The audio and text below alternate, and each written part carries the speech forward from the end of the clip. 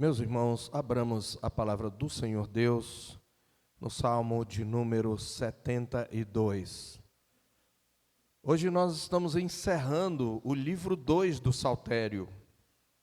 Nós sabemos que o Saltério se divide em 5 volumes, e isto é apontado no próprio Salmo que inicia cada livro. Você verificará que o Salmo 73 constitui-se o livro 3. Aí está em letras garrafais. Eu intitulo esta mensagem Uma oração pelo triunfo do rei messiânico. Uma oração pelo triunfo do rei messiânico. Diz assim, o rei justo e o seu reinado eterno, Salmo de Salomão. Concede ao rei, ó Deus, os teus juízos, e a tua justiça ao filho do rei. Julgue ele com justiça o teu povo e os teus aflitos com equidade. Os montes trarão paz ao povo, também as colinas a trarão com justiça. Julgue ele os aflitos do povo, salve os filhos dos necessitados e esmague ao opressor. Ele permanecerá enquanto existir o sol e enquanto durar a lua através das gerações. Seja ele como chuva que desce sobre a campina ceifada, como aguaceiros que regam a terra. Floresça em seus dias o justo, e haja abundância de paz, até que cesse de haver lua. Domine ele de mar a mar, e desde o rio até aos confins da terra. Curvem-se diante dele os habitantes do deserto, e os seus inimigos lambam o pó. Paguem-lhe tributos os reis de Tarsis, e das ilhas os reis de Sabá e de Sebá lhe ofereçam presentes. E todos os reis se prostrem perante ele. Todas as nações o sirvam, porque ele acode ao necessitado que clama, e também ao aflito e ao desvalido. Ele tem piedade do fraco e do necessitado, e salva a alma aos indigentes. Redime a sua alma da opressão e da violência, e precioso lhe é o sangue deles. Viverá e se lhe dará do ouro de Sabá, e continuamente se fará por ele oração, e o bendirão todos os dias. Haja na terra abundância de cereais, que ondulem até os cimos dos montes. Seja a sua messe como o Líbano. E das cidades floresçam os habitantes como a erva da terra. Subsista para sempre o seu nome, e prospere enquanto resplandecer o sol. Nele sejam abençoados todos os homens, e as nações lhe chamem bem-aventurado. Bendito seja o Senhor Deus, o Deus de Israel, que só Ele opera prodígios. Bendito para sempre o seu glorioso nome, e da sua glória se encha toda a terra. Amém e amém. Findam as orações de Davi, filho de Jessé. Amém. Meus queridos irmãos, antes de entrarmos no conteúdo próprio do Salmo, é oportuno lembrar do nosso dever como povo de Deus de orar pelas autoridades constituídas. O apóstolo Paulo escreve, antes de tudo, exorto, pois, que se use a prática de súplicas, orações, intercessões, ações de graças, em favor de todos os homens, em favor dos reis e de todos os que se acham investidos de autoridade, para que vivamos vida tranquila, mansa, com toda piedade e respeito. Isto está em 1 Timóteo, capítulo 1, versos 1 e 2. É certo que este é um dever, e o objetivo é, de fato, uma reforma na sociedade. Orar pelas autoridades não é uma opção, é um mandamento apostólico. E o que deve guiar nossas súplicas? Essa seria a pergunta que faremos. Precisamente a busca por justiça, paz, piedade, que é o temor de Deus, e a ordem, que são elementos que ecoam de maneira muito próxima a várias petições deste Salmo, o Salmo 72. Portanto, não podemos deixar de perceber que, dessa perspectiva, numa primeira camada de leitura e interpretação, este salmo pode servir para nós como modelo de oração por governantes, porque ele apresenta o ideal de um governo justo, pacífico, compassivo e orientado pelo temor do Senhor. Contudo, também fica claro que há aspectos, meus irmãos, que podem ser aplicados a qualquer autoridade, que não podem ser aplicados a qualquer autoridade humana ou meramente humana, pois dizem respeito a um reinado singular. Se não vejamos rapidamente, o governo desse rei por quem o salmista ora é exercido de modo especial sobre o povo da aliança. Verso 2. A sua duração, conforme verso 5, é eterna. O seu domínio, conforme os versos 8 a 11, é universal. E o nome desse rei será bênção para todas as nações, conforme o verso 17. Por isso, ainda que possamos aprender a interceder pelos magistrados a partir deste salmo, o seu cumprimento pleno só se encontra no Messias prometido. E isto já de pronto nos traz uma grande lição. Há orações, meus irmãos, que só encontram pleno cumprimento com a chegada de Cristo. Na verdade, poderíamos dizer que todas as orações, mas quando eu digo isto, que há orações, é porque nós fazemos algumas orações bem específicas, mais circunscritas ao reino deste mundo e às nossas necessidades temporais. Mas especialmente as orações que têm metas, objetivos espirituais, elas só encontram seu pleno cumprimento no Messias prometido. Isso já de pronto nos traz uma grande lição, porque nós temos que lembrar e ter em mente que há desejos, anseios e expectativas no Antigo Testamento que, embora nascidos nas circunstâncias históricas de Israel, apontam muito além do momento em que foram escritos. O Salmo 72 é uma dessas orações. Ele transpira esperança, derrama anseios por uma justiça perfeita, por um governo reto, por paz duradoura, por prosperidade abundante, por cuidado aos pobres, por domínio universal e por um louvor eterno. Ele deseja um rei, observaremos isto, um rei que seja ao mesmo tempo justo e compassivo, poderoso e terno, humano e divinamente sustentado. Em última análise, nesta oração, o salmista deseja aquilo que o povo de Deus sempre ansiou: o reino de Deus plenamente manifesto, revelado entre os homens. Por isso, quando Jesus ensinou os discípulos a orarem, venha o teu reino, ele estava, de certa forma, colocando nos lábios da igreja a versão definitiva da súplica deste salmo. E quando a igreja clama, Maranata, ela está repetindo com maior clareza a esperança consumada de tudo aquilo que o Salmo 72 expressou de modo tipológico, profético e messiânico. Porque o conteúdo desse salmo, nós veremos que ele ultrapassa qualquer rei terreno, inclusive Salomão, que é o autor atribuído deste salmo. Nenhuma figura histórica, meus irmãos, realizou tudo o que é pedido aqui. Aliás, nós vemos na história da salvação, sobretudo na Velha Aliança, uma contínua expectativa que é frustrada. Parece que a história vai dizendo, não é este, não é este, ainda não é este. O Salmo, portanto, se torna uma janela escancarada para o reinado de Cristo, que inaugurou o reino em sua primeira vinda e o consumará plenamente em sua segunda vinda.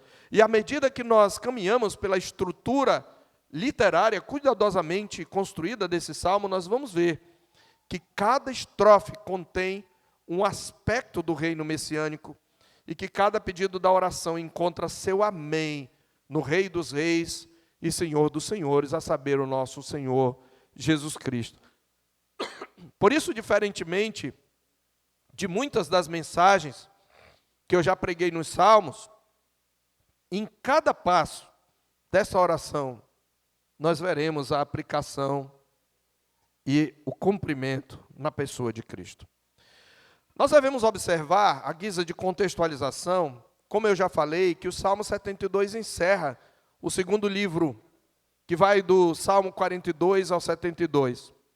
Você deve lembrar que, conforme a proposta de O. Palmer Robertson, no seu livro O Fluxo dos Salmos, essa ordem dos livros e dos volumes, ela não é aleatória.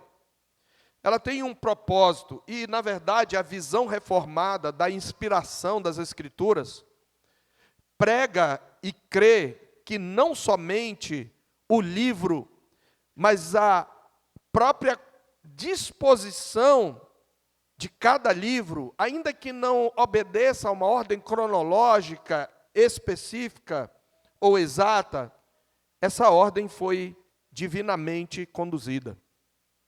É por isso que nós conseguimos enxergar no livro 1 as confrontações do rei messiânico, do ungido de Deus, representado por Davi, que é perseguido pelos servos do império das trevas. Nós vimos como os salmos no livro 1 enfatizam isso. No Salmo 2, nós vemos, ou no livro 2, que essas confrontações continuam, mas agora há uma preocupação em comunicar aos inimigos acerca do Deus a quem eles estão se opondo. E é por isso que nós vemos muita menção às nações. Então, esse salmo, ele surge como uma oração régia, isto é, uma oração pelo rei, possivelmente ensinada ou utilizada em momentos de entronização e renovação do pacto real. Então, em sua forma imediata, ela é uma súplica a Deus para que conceda ao rei sabedoria, justiça e prosperidade, garantindo a continuidade da dinastia davídica. Mas por que essa oração? Porque Deus fez uma aliança com Davi. Aliás, na escola dominical, nós temos estudado as alianças, e ainda vamos tratar da aliança davídica, ou aliança do reino. Essa aliança é feita com Davi em 2 Samuel 7. Quando Davi planeja construir uma casa ao Senhor, a palavra-chave do capítulo 7 de 2 Samuel é a palavra casa. Davi quer construir uma casa ao Senhor, ele quer construir o templo. Aliás, é ele quem reúne todas as ofertas, todo o ouro, toda a prata, todo o bronze, todo o material, e até a planta ali é dada por revelação. Isso está no registro do livro de Samuel e dos livros de Reis. Porém, tem um ponto. Quando ele resolve fazer, ele fala isso com o profeta Natã. E o profeta Natã, de pronto, diz, olha, faze conforme tu entendes, é uma boa ideia. Mas quando Natã ia voltando para casa, o Senhor lhe revelou uma palavra para Davi. E nessa palavra, o Senhor disse, olha, eu quero dizer que eu te tomei da malhada de detrás das ovelhas, para que você fosse príncipe sobre o meu povo, sobre Israel. Eu fui contigo por onde quer que andaste. Isso está em 2 Samuel 7, a partir do verso 9. Eliminei os teus inimigos diante de ti, fiz grande o teu nome, como só os grandes têm na terra. Prepararei lugar para o meu povo, para Israel, e o plantarei para que habite no seu lugar, e não mais seja perturbado, e jamais os filhos da perversidade o aflijam como dantes. Desde o dia em que mandei houvesse juízos sobre o meu povo, dar-te-ei, porém, descanso de todos os teus inimigos. Veja, aí vem a reviravolta, porque Davi quer fazer uma casa. Mas o Senhor diz, também o Senhor te fez saber, verso 11, que Ele, o Senhor, te fará casa. Você quer fazer uma casa para mim, mas eu é que vou estabelecer a tua casa. Quando se fala de casa para o Senhor, está se falando do templo. Quando o Senhor está falando de casa para Davi, está falando de uma dinastia, de um reinado. O Senhor mesmo, antes disso, responde a Davi, em todo lugar por onde eu andei, no verso 7, acaso alguma palavra com qualquer das tribos a quem mandei apacentar o meu povo, dizendo, por que não me edificais uma casa de cedro? Eu nunca pedi isso, Davi, mas eu quero te dizer uma coisa, eu vou estabelecer a tua casa. E no verso 12 ele diz, quando os teus dias se cumprirem e descansares com teus pais, então farei levantar depois de ti o teu descendente, que procederá de ti, estabelecerei o seu reino. este edificará uma casa ao meu nome. Eu estabelecerei para sempre o trono do seu reino. Eu lhe serei por pai, ele me será por filho. Se vier a transgredir, castigá-lo-ei com varas de homens e com açoites de filhos de homens, mas a minha misericórdia se não apartará dele, como a retirei de Saul, a quem tirei de diante de ti. Porém, a tua casa e o teu reino serão firmados para sempre diante de ti.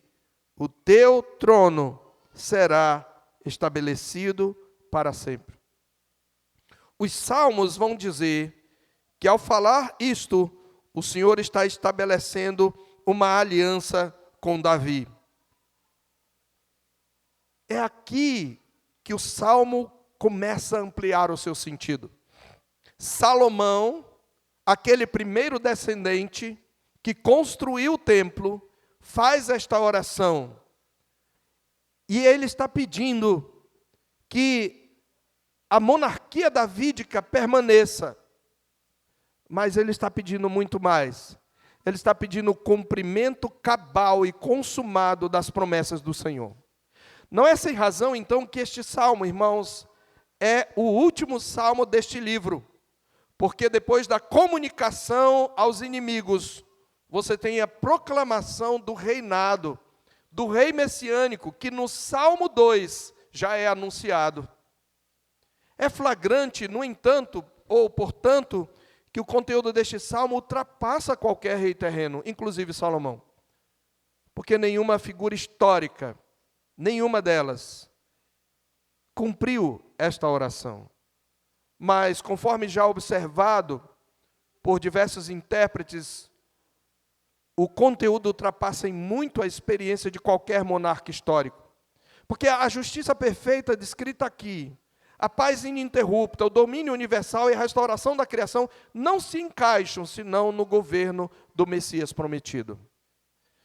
Esse salmo, então, deve ser lido em duas camadas. Primeiro, a oração pelo rei davídico, representante de Deus e mediador da ordem e da justiça no povo da aliança. E, nesse sentido, ele é um modelo de oração pelos governantes.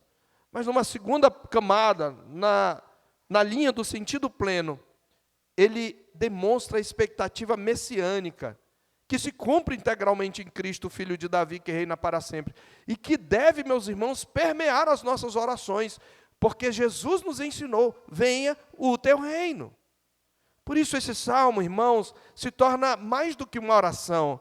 Ele é uma confissão de fé em forma de oração. Ele é um clamor por aquilo que Deus prometeu fazer e que só em Cristo se manifesta em plenitude. Então, a nossa exposição seguirá a divisão literária natural do salmo. Nós veremos, primeiramente, que nós temos aqui, dos versos 1 a 4, a oração pelo reino, pelo triunfo do rei messiânico, é, primeiramente, uma oração por um reino da justiça, ou uma oração pelo reino da justiça, versos 1 a 4. Em segundo lugar, nós veremos que esta oração pelo triunfo do rei messiânico é uma oração pelo reino da paz duradoura. Em terceiro lugar, veremos que esta é a oração por um reino universal. Em quarto lugar, veremos que é uma oração pelo reino compassivo. Em quinto lugar, veremos que é uma oração pelo reino de prosperidade e bênção. E por fim, veremos que essa é uma oração para que Deus seja glorificado por todas as nações. E aí vemos então na doxologia que encerra o livro, versos 18 a 20. Então, primeiro ponto, temos aqui uma oração pelo reino da justiça. Olha como ele começa a oração, verso 1.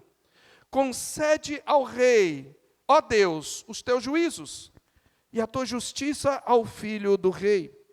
Observe que a oração começa reconhecendo que o governo justo não nasce no coração humano, mas procede da própria justiça de Deus.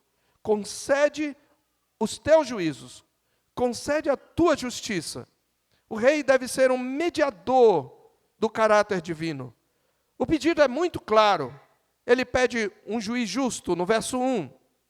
Ele pede retidão no exercício do poder, no verso 2.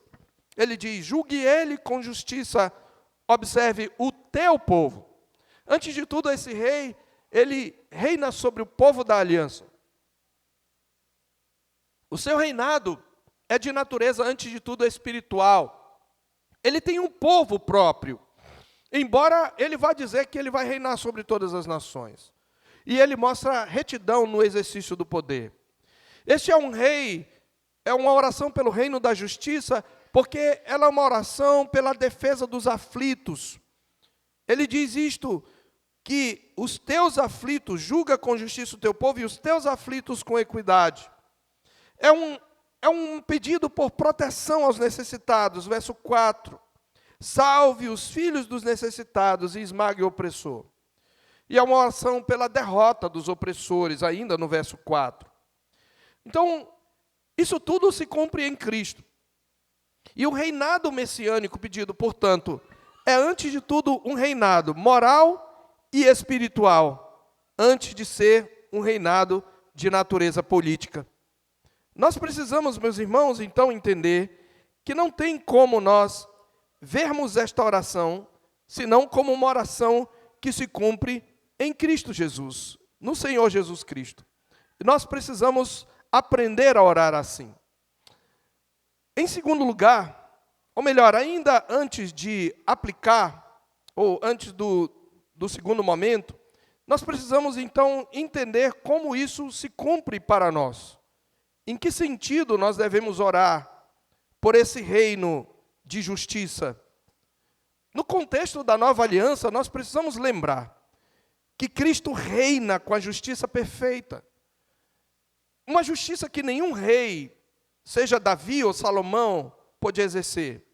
Cristo reina com equidade, Cristo ama a verdade, Cristo, em sua posição exaltada, repreende o pecado, Cristo restaura os quebrantados, e Cristo também traz juízo sobre todo opressor. O sermão da montanha, a sua vida, a sua cruz, a sua ressurreição, são expressões da justiça divina encarnada em Cristo. Por isso, clamar, venha o teu reino, é pedir que essa justiça domine o nosso coração, transforme a igreja, alcance a sociedade, ainda que neste mundo nós nunca a teremos perfeita, e que prepare o mundo para o juízo final. Porque somente Cristo pode cumprir esse reino de justiça. Então, meus irmãos, o que eu preciso enfatizar aqui? O que nós precisamos entender? É correto orar pela justiça? Sim. É correto orar contra a tirania? Sim. É correto pedir governantes justos, governantes que façam bem ao povo? Sim. Mas quando nós orarmos, nós não podemos esquecer que isso jamais será plenamente desfrutado através de qualquer governante humano, ainda que ele seja um cristão. Nós precisamos, quando oramos por isso, nunca nos lembrarmos de ansiar pelo governo perfeito de Cristo, entendendo que ele já assumiu o trono de Davi, o trono de Deus, quando ele subiu às alturas e levou cativo o cativeiro. Então, as injustiças que nós vemos no mundo, elas servem, entre outras coisas, para nos levar a desejar que a vinda de Cristo aconteça logo. Também quando oramos pelo triunfo do rei messiânico, nós estamos orando pela paz duradoura. O reino da paz duradoura é demonstrado nos versos 5 a 7. Observe aí. Agora, ele não está pedindo, pelo que estamos vendo, ele está como que profetizando. Ele prevalecerá enquanto existir o sol, enquanto durar a lua, através das gerações. Seja ele como chuva que desce sobre a campina ceifada, como aguaceiros que regam a terra, floresça em seus dias o justo, e haja abundância de paz, até que cesse de haver lua. Veja que ele está falando de um reino de paz, que o rei messiânico vai realizar. Nos seus dias florescerá o justo, e haverá abundância de paz, enquanto durar a lua. Essa é uma forma veterotestamentária, de acordo com a visão ainda da época, de falar de um reino eterno. A segunda estrofe, portanto, descreve algo que nenhum rei jamais conseguiu: paz contínua, ininterrupta e eterna. Observe aí a imagem da chuva suave, no verso 6. Chuva aqui simboliza renovação, frescor, vida que brota do deserto, restauração da terra. A palavra paz aqui, diz aí, ele permanecerá quando existir o sol, e enquanto durar a lua através das gerações, seja como chuva, e no verso 7 diz: floresça em seus dias o justo, e haja abundância de paz. Essa palavra paz aqui, queridos, é a palavra shalom. E a palavra shalom não significa apenas ausência de guerra. A palavra shalom significa plenitude, abundância, vida harmoniosa, o cosmos funcionando como deveria. Este é o significado. Então ele está dizendo que no seu reinado, a abundância, a bênção, a harmonia, a riqueza, todas as delícias que se pode experimentar de bênção, sejam cumpridas e sejam duradouras. Irmãos, não podemos esperar que nenhum governante traga isto neste mundo. E nem precisamos, irmãos, porque Cristo, em sua primeira vinda, já estabeleceu a paz com Deus por meio do sangue da sua cruz. Ele já nos reconciliou com o Pai. E hoje, quando Ele nos ordena proclamar o Evangelho, esse Evangelho é chamado Evangelho da Paz. Lembra Efésios 6? Calçai os pés com a preparação do Evangelho da Paz. Nós devemos andar pelo mundo dizendo: em nome de Cristo, pois, rogamos que vos reconcilieis com Deus, porque sem paz com Deus não há paz entre as nações, não há paz entre os homens. Mas Cristo já veio estabelecer a paz por meio do sangue da cruz. E na segunda vinda, Ele estabelecerá a paz cósmica. Sim, cósmica, porque não haverá mais morte, nem luto, nem pranto, nem dor. Até as criaturas, as demais criaturas serão pacificadas. A Bíblia diz que Ele morreu para reconciliar consigo mesmo todas as coisas, tanto as do céu como as da terra. É por isso que há uma promessa de que no novo céu e na nova terra, o lobo habitará com o cordeiro. A vaca e a ursa pastarão juntas. A criança colocará a mão na toca da serpente peçonhenta. Porque a pacificação desse rei incluirá até o reino animal. E esta oração é para que isto se consuma. Então, meus irmãos, nós precisamos entender, a igreja vive entre duas realidades. A paz já inaugurada pela obra de Cristo, e a paz ainda não consumada. E quando nós oramos por paz, nós nunca devemos esquecer essa dimensão maior. Nós nunca vamos ter paz perfeita enquanto nosso Salvador não vier. Por isso, a nossa oração contínua deve ser: Maranata, vem logo, Senhor. Vem, Senhor, ao encontro do teu povo.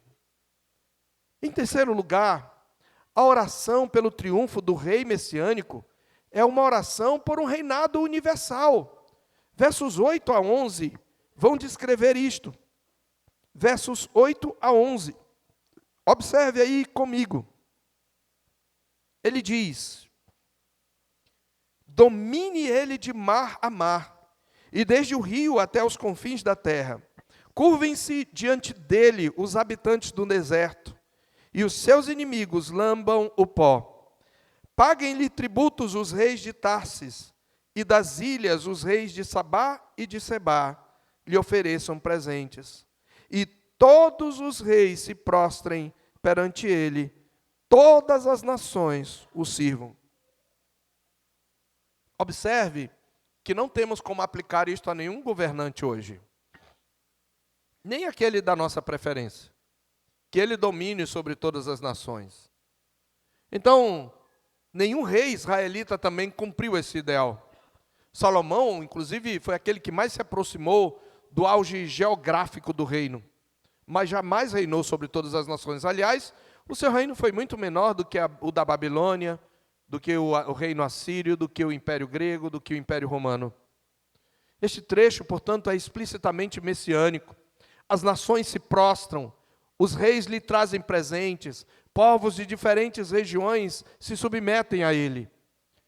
Então, novamente aqui, nós temos exatamente uma oração pela vinda e pelo triunfo de Cristo. Nós sabemos que esse rei, Jesus, veio não nascendo num palácio, mas num berço, numa manjedoura, na verdade, numa estrebaria. Porque ele veio para reinar, antes de tudo, se fazendo servo, ensinando-nos, inclusive, o modelo de liderança. Na encarnação, Jesus se humilha e serve. Ele, na verdade, inclusive, assumiu e conquistou o reino em seu estado de humilhação. Pois a palavra de Deus diz que ele despojou os principados e potestades e publicamente os expôs ao desprezo, triunfando sobre eles na cruz. Foi por sua morte que Jesus conquistou o reino.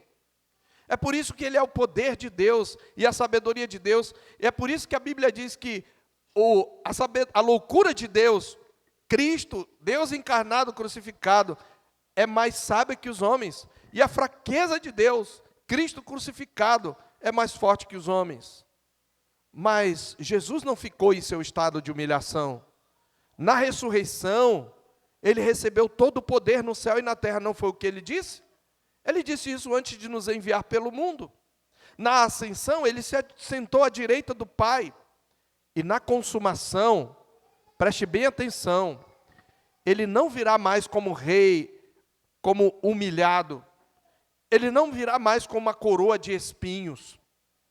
É por isso que é o cúmulo da insensatez tentar representar imagens de Cristo, até mesmo para histórias ilustrativas para crianças. Primeiro porque ele é Deus, e Deus nos proíbe fazer imagem dele. Se ele é Deus, nós quebramos o segundo mandamento quando fazemos imagem dele. Ou quando vemos, ou quando assistimos imagem. Mas segundo, você deveria reparar quão insensata é a representação de Cristo. Pois quando ele é representado com uma coroa de espinhos, com o coração sangrando, isso não reflete nem no sentido humano, porque ele não está mais nesse estado. Quando João ouviu, os seus olhos eram chamas de fogo. Os seus pés eram como bronze polido. Da sua boca saía uma espada para ferir as nações. Não é mais o Cristo humilhado que está diante do Pai. E ele não virá mais como rei humilhado. Ele virá como rei dos reis e senhor dos senhores. Ele não virá mais para salvar, ele virá para julgar e destruir, para pisar o lagar do vinho, do furor da ira de Deus. Está lá em Apocalipse, capítulo 19. Inclusive o seu manto está salpicado de sangue, não é da sua morte não, tá? Se você achava que era isso, está errado. Ele tem o seu manto salpicado de sangue, é porque ele pisou nos seus inimigos, é o sangue dos seus inimigos. Você já reparou que Apocalipse descreve os homens indo para os montes e dizendo: caí sobre nós e livrar-nos da ira de Deus e do Cordeiro. Ele veio como cordeiro, mas virá de novo como leão. E diante dele se dobrará todo o joelho. Então, meus irmãos, quando nós oramos, ou quando nós desejamos, ou quando nós, por que não dizer profetizamos, porque é isso que fazemos quando repetimos a palavra de Deus, ele permanecerá enquanto existir o sol. Ele dominará de mar a mar. Curvem-se diante dele os habitantes do deserto. Isto está nos ensinando que a nossa oração deve ser associada à evangelização. Como é que Cristo será conhecido das nações? Irmãos, evangelização, missões e discipulado são desdobramentos desta profecia. Cada vez que um pecador se curva diante de Cristo, a resposta a essa oração avança. Por isso, orar Maranata é desejar que o domínio universal de Cristo seja plenamente revelado. Você deve desejar isso e orar por isso, mais do que pela cura de uma doença, mais do que pelo fim dos seus problemas, mais do que por uma conquista, ou pela sua formatura, ou por um filho. Porque é só aí que você experimentará a paz que você imagina que esses outros pedidos realizados poderiam lhe conceder. Porque este é um rei universal, que controla todas as nações, e controlando-as, a paz reinará. Em quarto lugar, a oração pelo triunfo do reino messiânico, é a oração pelo reino compassivo, pelo reino da compaixão. No verso 12, o salmista diz: porque ele acode ao necessitado que clama, e também ao aflito e ao desamparado. Meus irmãos, aqui este deveria ser o papel de todo governante. Que ele cuidasse do aflito, do desamparado e do necessitado. Mas nós sabemos que eles não conseguem. Muitos deles, pelo contrário, com prazer oprimem. Mas o que o salmista agora descreve é o coração do rei. Veja que primeiro ele descreveu o poder desse rei, julgando, salvando, dominando sobre os inimigos. Mas agora ele descreve esse rei como não apenas justo e poderoso, ele também é misericordioso. Observe que no verso 12, esse rei misericordioso, ele traz socorro àqueles que não conseguem socorrer a si mesmos, porque ele acode ao necessitado e clama ao aflito e ao desvalido. Esta palavra desvalido é aquele que não tem ninguém para lhe valer. Ela destaca também a misericórdia para com os fracos e pobres, no verso 3. E a redenção dos que sofrem opressão e violência, no verso 14. É um rei que se importa. É um rei que é poderoso, que é o único que pode dizer: você sabe com quem você está falando? Quem é você para falar comigo? Eu faço o que eu quero porque eu sou soberano. No entanto, é um rei que se importa. É um rei que ouve os seus súditos. É um rei que se inclina para as suas súplicas. É óbvio, meus irmãos, que Cristo é o único que cumpre também esta característica e qualidade. Não é isto que vemos exatamente nas narrativas dos evangelhos? Jesus, o rei, toca leprosos, consola viúvas, acolhe crianças, confronta opressores, cura cegos, ressuscita mortos, alimenta famintos. Ele demonstra um coração compassivo, mas o seu maior ato de compaixão foi dar a própria vida como resgate pelo seu povo. E a igreja, meus irmãos, como o corpo desse rei, deve expressar essa compaixão em seu viver e servir. Aqui eu preciso fazer uma correção. Há muitas das nossas orações. Já vi muitos crentes, na hora do alimento, orar da seguinte maneira: Senhor, obrigado por esse alimento, por tudo que o Senhor tem nos dado. Senhor, dá alimento aos que têm fome. Dá abrigo aos desabrigados. Essa é uma oração equivocada, irmãos. Porque Deus, de fato, faz isto.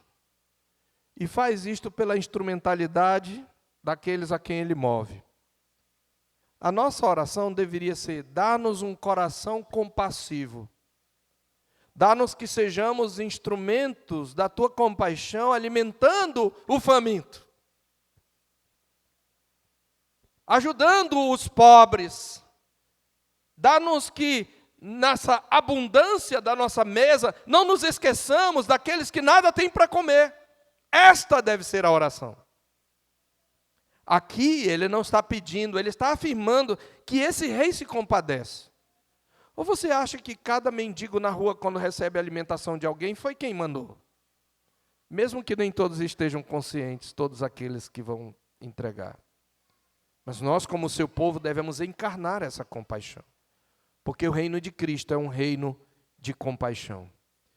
Em quinto lugar, queridos, a oração pelo triunfo do rei messiânico é a oração por um reino de prosperidade e bênção. Versos 15 a 17, viverá, e ele usa aqui a figura do ouro como figura de prosperidade. E se lhe dará ouro de Sabá, e continuamente se fará por ele oração. Veja, e o bendirão, veja a plenitude da bênção todos os dias. Ele será abençoado. Jesus precisa ser abençoado? Bom, dizer bendito é abençoar, queridos. Abençoar é nada mais do que bem dizer.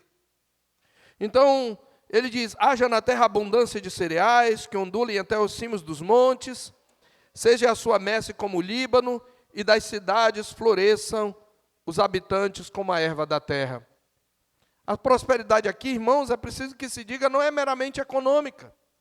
Ele descreve aqui a restauração da criação. Veja que até os montes estéreis produzirão em abundância. A imagem é poética, mas carrega uma profunda teologia. Quando o rei justo governa, a própria terra responde com alegria. É o que ele está dizendo. Observe comigo de novo. Haja na terra abundância, que ondulem até os cimos dos montes, seja sua messe como o Líbano, e das cidades floresçam os habitantes como a erva da terra. E, neste sentido, o versículo 17 é central, que o seu nome, que o nome desse rei permaneça para sempre, e que nele sejam abençoados todos os homens, e as nações lhe chamem bem-aventurado. Você consegue perceber o que está sendo ecoado aqui? A aliança abraâmica. Pois as alianças estão unidas. Aqui se unem a aliança do reino, a aliança davídica, com a aliança da promessa abraâmica. Qual foi a promessa de Deus a Abraão?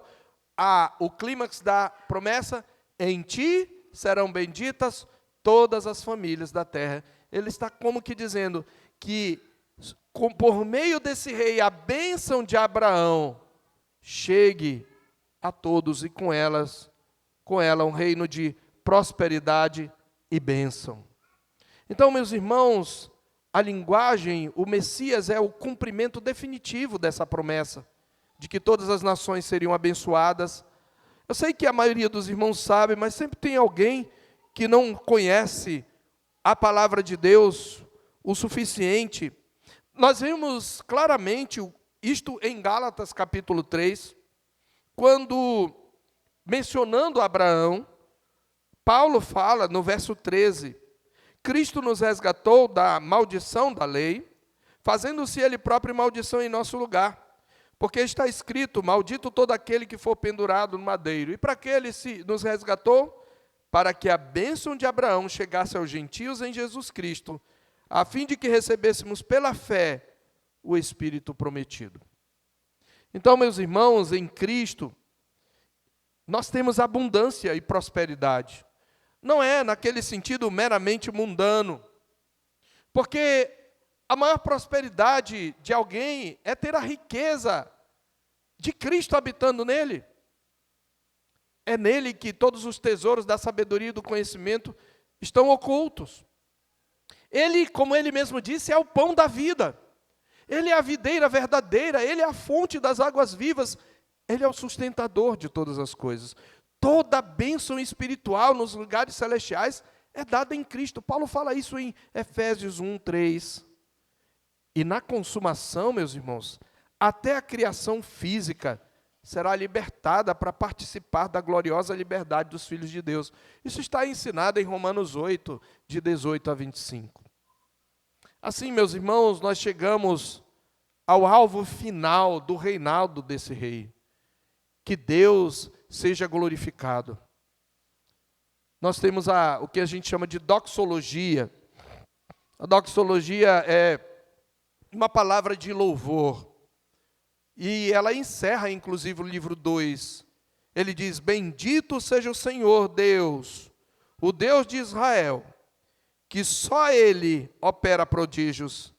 Bendito para sempre o seu glorioso nome, e da sua glória se encha toda a terra. Amém e amém. Meus irmãos, se vocês observarem, vocês verão que cada um dos livros do Saltério, ou seja, dos volumes, livro 1, livro 2, 3, 4 e 5, termina com uma doxologia. O Salmo 41, por exemplo, termina assim: bendito seja o Senhor, Deus de Israel, da eternidade para a eternidade. Amém e amém. O Salmo 89, que é o último do terceiro livro, também vai terminar com a mesma palavra doxológica. Observe aí. Salmo 89. Ele termina assim: bendito seja o Senhor para sempre. Amém e amém. Do mesmo modo, o Salmo 106, que termina o livro 4. Salmo 106. Só para você verificar esses marcadores que muitas pessoas não notam. Verso 48. Bendito seja o Deus de Israel, de eternidade a eternidade, e todo o povo diga amém e amém. Meus irmãos, essa doxologia, então, marca o final de cada volume do Saltério. O salmo é oração, mas a resposta pertence ao Senhor. E o alvo de tudo isso, claro, é que tenhamos paz, por óbvio, é que tenhamos alegria, é que experimentemos abundância, mas mais do que isso, o alvo é que Deus seja glorificado. A expressão amém e amém confirma a certeza de que Deus cumprirá o que foi pedido. E Deus já cumpriu, meus irmãos, em Cristo.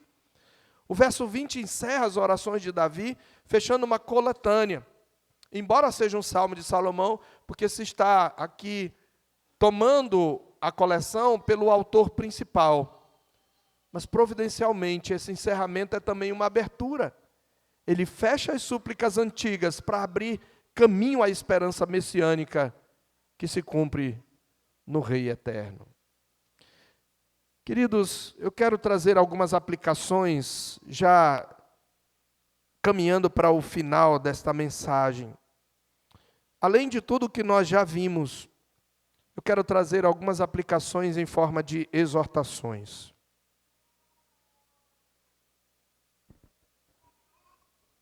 Eu não seria coerente se eu não falasse àqueles que ainda estão perdidos. Talvez haja alguém aqui que caminha ainda nas trevas, não sabe para onde vai, porque ainda vive a sua vida sem se submeter a Cristo. E eu faço uma pergunta simples: quando tudo acabar, ou quando sua vida acabar, e ela vai acabar um dia, pode ser amanhã, pode ser hoje, diante de quem você estará? Do seu juiz ou do seu Salvador? Porque esse rei veio para salvar. E hoje ele convoca todos a se arrependerem, a crerem nele e submeterem-se a ele. Mas aqueles que não crerem serão por ele destruídos. Você está preparado para encontrar-se com Deus? Você, de fato, já se submeteu a Cristo como Senhor e Salvador?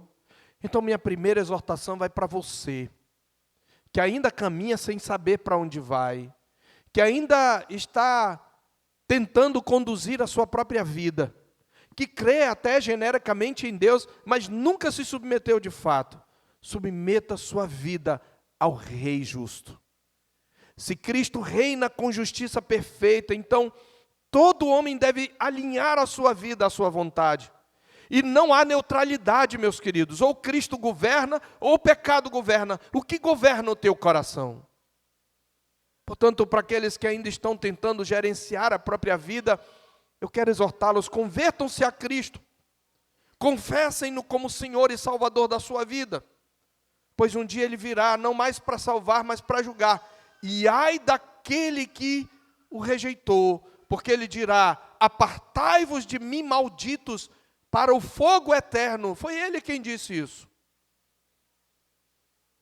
Então eu o convoco, venha a Cristo. Se você quiser entregar sua vida a Cristo, estamos à sua disposição para conversar com você. Mas aos crentes, reconheçam a autoridade de Cristo diariamente, porque o nosso coração, ainda que redimido, traz os restos mortais do pecado e dia após dia quer se rebelar contra ele. Ajoelhe o seu coração diante dele, viva em obediência. Escolha obedecer a ele antes que ao seu coração, mortifique a sua desobediência. Em segundo lugar, uma vez tendo Cristo como Senhor, busque e pratique a justiça do reino onde você está. O Salmo 72 descreve um reino que defende pobres, aflitos e oprimidos. E assim, a palavra de Deus ordena aos filhos do reino: aprendei a fazer o bem, atendei a justiça, repreendei ao opressor, defendei o direito do órfão, pleiteai a causa das viúvas. Está em Isaías 1,17. Caminhe na justiça, haja com retidão, defenda o fraco, sirva ao necessitado, seja uma expressão visível do Rei invisível. Em terceiro lugar, aprenda a descansar na paz que Cristo já inaugurou. Mesmo em meio às tormentas da vida, Cristo reina. A paz descrita no Salmo começa a reinar já no coração do discípulo que confia no Senhor. Tome posse dessa paz, viva essa paz, espalhe essa paz excede todo entendimento, ela é real, ela é possível, viva essa paz. Quarto, participe da expansão do domínio universal de Cristo. Missões, evangelização, discipulado. Se você é um crente maduro, procure alguém na igreja, recém-chegado, imaturo, para discipular. Intercessão, testemunho, todos esses são meios pelos quais o reino se torna visível entre as nações. Fale de Cristo. Interceda pelos missionários. Sustente os obreiros. Anuncie o reino. Quem ora, venha o teu reino, e não faz estas coisas, está fazendo uma oração hipócrita. Então participe da expansão do reino. Em quinto lugar, sirva aos outros com a compaixão do Rei. Quando você acolhe, quando você consola, quando você ajuda, quando você visita, quando você cuida, quando você levanta, você está mostrando a compaixão do Rei. Você está sendo os braços, as mãos e os pés do Rei. Acolha o necessitado. E sexto e último, espere com alegria pela consumação do reino. O salmo é um salmo que nos ensina a aguardar ansiosamente.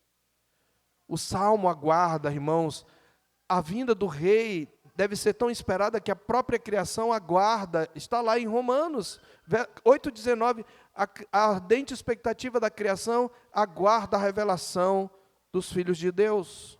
A igreja aguarda, quando Cristo vier, tudo que é promessa se tornará eternidade. Então viva olhando para a vinda do Rei. Clame, Maranata, guarde a esperança viva. Lembre-se, os seus olhos devem estar fitos no céu. O Salmo 72, meus irmãos, é uma oração que ultrapassa, obviamente, qualquer trono humano. É uma oração que antecipa um rei que nenhum homem, um rei que nenhum homem poderia produzir. Um governo que nenhuma aliança política ou instituição humana poderia preservar. Uma justiça que nenhum tribunal poderia garantir. Uma paz que nenhum tratado poderia firmar. Uma prosperidade que nenhuma economia poderia alcançar. E uma compaixão que nenhum governante poderia demonstrar. Esse salmo nos ensina a olhar para frente. Esse salmo, sim, deseja o impossível aos homens, mas o inevitável para Deus. E Deus já respondeu, queridos. A resposta tem um nome: Jesus Cristo, filho de Davi, o Rei eterno, o Rei das nações, o Senhor das nações, porque um menino nos nasceu, um filho se nos deu, e o governo está sobre os seus ombros, e o seu nome será Maravilhoso Conselheiro, Deus Forte, Pai da Eternidade e Príncipe da Paz, para que se aumente o seu governo e venha paz sem fim sobre o trono de Davi e sobre o seu reino. O reino do Senhor dos Exércitos fará isso. Por isso o Salmo nos chama a orar com perseverança: venha o teu reino, Maranata, ora vem, Senhor Jesus. E nos chama a viver sob o senhorio desse rei, reconhecendo sua autoridade, confiando em sua compaixão, reproduzindo o seu cuidado e aguardando sua vitória final, enquanto proclamamos o seu nome entre todas as nações. Que tornemos este salmo um guia litúrgico para orarmos pelo reino de Deus.